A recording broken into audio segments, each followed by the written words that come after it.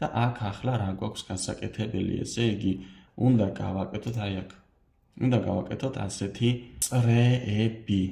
პირველ რიგში, შოვექსესაც დავაჭიროთ, ესე იგი 25 პიქსელის რადიუსით უნდა იყოს, 25 პიქსელის და 25 პიქსელით უნდა გაიზარდოს. ესე იგი, მოდით სვლადები შევქმნათ, უბრალოდ რადიუსი იყოს უდრის 25 და სპიდი ჭრილებში დავწეროთ, სპიდი იყოს პირობითად 9.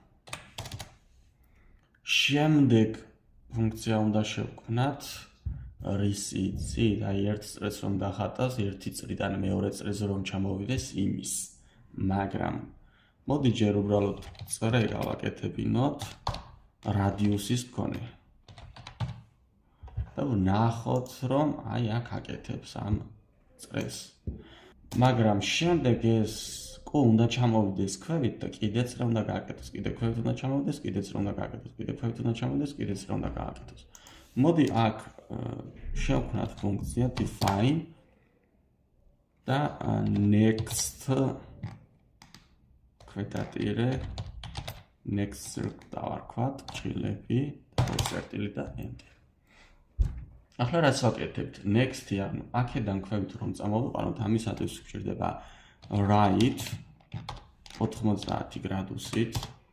რა თქმა უნდა pen up. შემდეგ გვჭირდება forward და forward უნდა იყოს 25. შემდეგ გვჭირდება როდესაც ქვევით ჩამოვა, უნდა მოbrunდეს ისევ მარცხნივ, ხო? საწყის პოზიციის მხარეს. left-ი გვჭირდება 90 გრადუსით და რა თქმა უნდა pen down-ი გვინდა რომ კალამი დადოს. ახლა ეს შეგვიძლია გამოვიძახოთ აქ, ანუ ეს ფუნქცია გამოვიძახოთ აქ და run-ს დავაჭიროთ და აი როგორც ხედავთ, მოვედით აი ამ წერტილზე. მაგრამ რამდენი გვაქვს გასაკეთებელი? 1, 2, 3 და 4.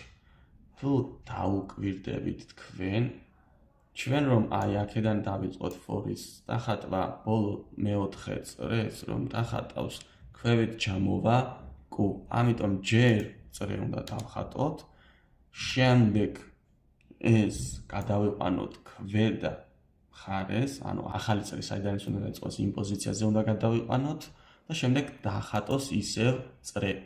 ანუ ჩვენ რომ აქ ვუთხრათ ახლა ისევ მოდი წრე დახატეთ, ხო, დახატავს ისევ პატარა წრეს, ხო, აი აქ, ამიტომ წრის რადიუსი უნდა გავზარდოთ.